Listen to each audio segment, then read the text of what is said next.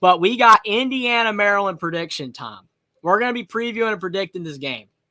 It's a noon game on Saturday. And I will have to preface that the weather is a big deal. The weather is 110% a big deal for this game. Because you're talking about the fact that Hurricane Helene might end up going up into the middle of the U.S. and it might have some rain. So that's definitely something to watch. I think it's a good sign for Indiana that they can run the football. So if things are rough through the air, you can't throw the ball, Indiana can run. Maryland's more of a passing team too, so it might actually, in a way, benefit Indiana if the weather's bad. But I would prefer the weather to be good, so there's fans there, possibly a sellout crowd, and Indiana can run their whole offense. But that's something that we'll have to monitor when it comes to that department. But we already got some predictions in chat. I haven't even got to it yet. Keep chopping those. It's Indiana 54, Maryland 17. If that happens, Indiana's definitely ranked. And I think people will really believe him. Jason says Maryland 28, Indiana 17. We don't like seeing that, Jason. We don't like seeing that. But you never know. Maryland's not a bad team. But Indiana, they're favored by 7 at home. Usually the home spread's by 3. So we'll see. Vandy Danny says Saturday the Hurricane will only be in Georgia and the Carolinas. I've seen that, but I've also seen where like the rain like will be above it. Could cause maybe a bit of wind, some rain. It's just something to watch. Might not even be a problem. Michael Wheatley, he's going with his Terps 31-24. Jim saying 28-17 IU. But we got to look at Maryland's team, though, because how good are they? And the players they have is going to determine this game just as much as Indiana's players. How a game works. Both teams and their players, and obviously their coach as well, Mike Locksley. I think he's a solid coach. I don't think he's a fantastic coach, but he's not doing too bad. I think his record's under 500, but Maryland's not an easy place to win at. So give him some slack. Billy Edwards, 102 of 136, 1,100 yards, 8 touchdowns, 2 picks. And Billy Edwards is somebody Curt Cignetti knows. He actually recruited him to James Madison, but he didn't go to James Madison. He went to Wake Forest. Then he ended up going to Maryland. But Billy Edwards, though, I mean, this guy could not throw the ball to save his life a couple years ago. He's a lot better now. He actually could throw the ball. So Billy Edwards, he's not just a runner. Indiana's going to have to watch out for that. And that's something if it's raining, he can use his legs. So he's not a slouch. He's not somebody that Indiana could just overlook because he has more passing yards than Rourke does. So he can play. He's gotten a whole lot better. He's not someone to overlook at all. And Curt Cignetti has said that. Like Indiana's defense needs to keep their eyes on Billy Edwards because he is a solid quarterback.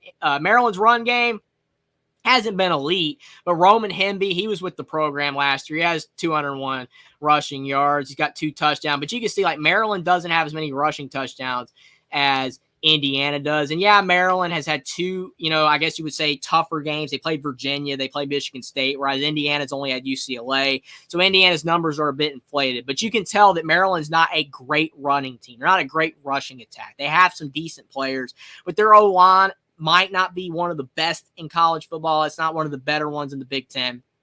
So we'll have to see how Indiana's D-line affects Maryland's run game. But I really believe like if Indiana can, for the most part, shut down the run game for Maryland, that will really help because it puts more pressure on Edwards.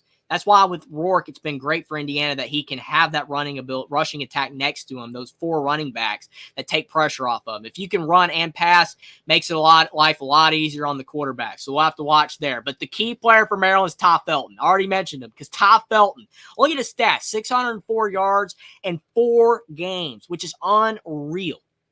We're talking about a stat line that a lot of receivers only achieve at the end of the season. 41 receptions, 604 yards, and he also has 5 touchdowns. So Ty Felton, he's a problem. Ty Felton is a really, really good player. But the thing is, though, is that he's by far their best receiver. So if Indiana can shut him down, you do have Caden Prather. He was a transfer from West Virginia. He's not a bad player. 203 receiving yards. He's not bad. He's a good secondary option. And they got a tight end, Dylan Wade, 168 yards, but then nothing after that. So all Indiana has to do is keep their eyes on Felton, keep their eyes on him. And you can shut him, or not really shut him down, but limit him. Like if they can hold him to like 80 receiving yards instead of like what he's been getting, like 160 yards a game, that will be big for Indiana. Cannot let Ty Felton go off for a big game.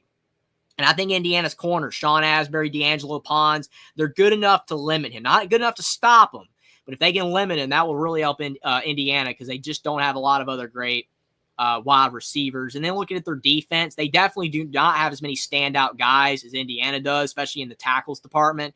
Dante Trader, Ruben Hippolyte, two really solid players when it comes to the linebacker and defensive back spot. D-line, I mean, they got some good players. I'm not discrediting Maryland. Like, they have a decent defense, but they did give up 20 to Villanova, which I know Indiana gave up 14 to Charlotte, but Villanova's worse than Charlotte. They did hold Virginia to 13. That's pretty good. Virginia's not a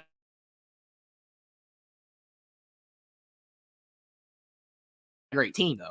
So I think Maryland, like, defense-wise, they're not bad. They have some players. They don't really have any standout players. They have a few guys I recognize. They're not bad. So for Indiana, especially, I think Maryland's one of their bigger weaknesses is, like, the secondary. That's where Indiana might be able to expose them with the passing game, especially if the weather's good. That's why I'm really keen on that weather. It's got to be good. You do not want to have, poor weather in this game because then Indiana can really air it out on them. I think Maryland's defensive, secondary, defensive backs are a little bit weaker. So that's a big key to watch.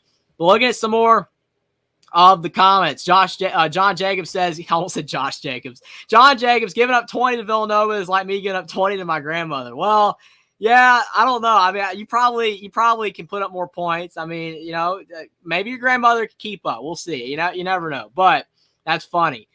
Michael Wheatley says trash touchdowns at the end. They played third string. Well, that's fair. I will say that. I do notice in a lot of games like that, you usually sometimes give up garbage touchdowns. But that's one thing Indiana has been doing with Cignetti. Like, they have been shutting down, teams at the end. Like, they have not been letting them score garbage touchdowns for the most part. Jace says Indiana won't be able to cover Felton. He's like the main player that I'm worried about. Like, for Maryland. Felton is good. I mean, he's probably going to be in the NFL, like, no doubt. He's a really good receiver. Dave Valensky says 35-28 Indiana. Okay, so what is my final prediction for this game? I went back and forth a little bit because I know Maryland has given Indiana some troubles recently, but that was under Tom Allen. They've won the last 3 games against Indiana. But to be fair, they couldn't beat Indiana before that. Indiana was actually dominating Maryland for the most part, even though the games were very close earlier in the Tom Allen era and the Kevin Wilson era. And toward the tail end of the Tom Allen era, everybody was dominating Indiana because they were not good. So that was a big problem there. But Maryland, Indiana, usually competitive games. Maryland's won the last 3, but Indiana's a different team now. They have too much confidence. Cignetti, he's going to get them ready to play. He's not going to let them overlook Maryland because Maryland, why would you overlook them? They beat you the last 3 times. They're a solid team. They got quality players. Loxley's a solid coach, but it's at Indiana. I think the crowd's going to be really good in this game. The first time Indiana has a legit crowd. And if the weather is good, Indiana will be able to throw the ball. So will Maryland. But I do think Indiana is going to beat Maryland 31-20. Maybe I'm a little bullish on Indiana, but I've seen some great things from Indiana football this season. So much so, more than Maryland, that I believe Indiana wins this game. Could Maryland win? Absolutely. And if they did, it wouldn't shock me. And would it ruin Indiana's season if they lost? No, it would not. They could still make a bowl game, achieve all that they want to achieve, for Indiana fans anyway. I mean, the dream of making the playoff and all that kind of stuff would die, which some people have right now for Indiana, which is insane that we're even mentioning it, and it's a possibility. I'm nowhere near that. They got to win these games first. Beat Maryland, beat Northwestern.